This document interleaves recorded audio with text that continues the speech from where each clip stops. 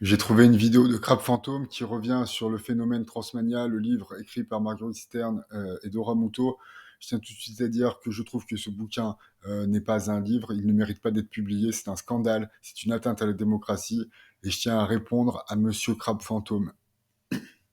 Un peu, je vais pas tout vous lire, c'est pas intéressant, mais pour ceux qui ne savent pas, Transmania, un livre qui veut dénoncer les dérives de l'idéologie transgenre. La dédicace se déroule autour du livre Transmania, dans lequel les deux auteurs enquêtent sur les dérives de l'idéologie transgenre, ce qu'on appelle la transmania.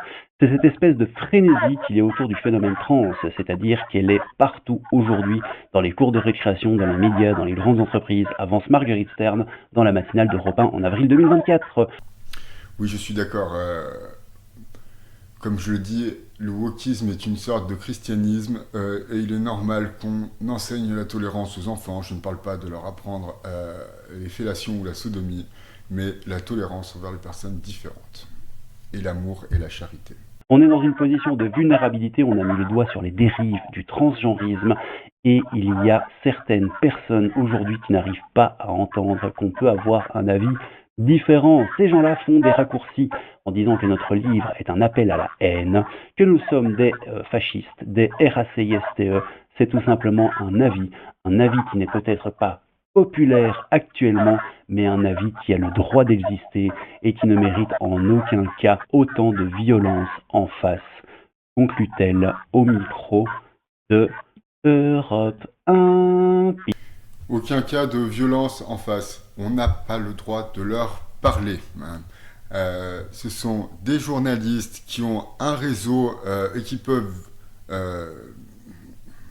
cracher leur bile infâme, monstrueuse, sadique, humiliante, à la face de tous, mais on n'a pas le droit de leur répondre. On arrive dans une société où deux meufs écrivent un bouquin, certes polémique, mais un bouquin, la polémique, ça date pas d'hier, j'ai envie de te dire.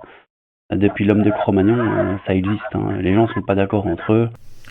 Oui, alors faut être au courant que Cro-Magnon avait des débats, j'imagine, à propos des peintures. Est-ce qu'on a le droit de représenter, par exemple, un homme qui encule une chèvre tout, par exemple, ça c'est un débat polémique qui devrait vachement intéresser Monsieur Fantôme, puisqu'il est vachement pour que les hommes enculent les chèvres.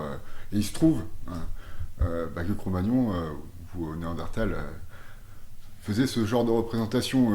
Et il faudrait donc, au lieu de nous expliquer les polémiques chez Cro-Magnon, de comprendre le monde dans lequel on vit, et qu'insulter les gens comme ça et se moquer de tout le monde parce que de toute façon on a le droit d'écrire et d'insulter les gens.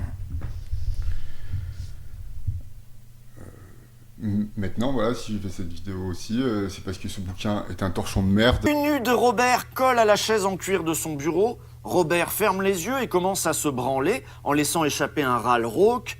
La voix féminine reprend « Tu es une petite salope. Il n'y a pas de honte à être une petite salope, à se faire prendre. Ta bite de femme est un clitoris tout gonflé et ton anus une bonne petite chatte toute serrée. » C'est pas humain d'écrire ça, c'est pas humain de le publier non plus, et c'est pas humain de défendre les gens qui ont écrit ce bouquin parce qu'ils l'ont écrit, qu'on veuille les défendre parce que leur vie est en danger, machin truc et tout. Moi je veux bien et tout qu'on défende le droit d'écrire ça, et ben ce n'est pas la liberté. On n'a pas le droit d'écrire ça. Point barre. À part Louis-Ferdinand Céline, où là, c'est du roman.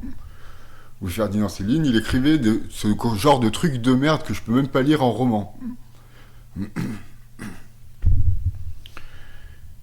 on ne peut pas dire, j'ai fait un travail de journaliste, une enquête, quand on écrit ce genre de truc de merde.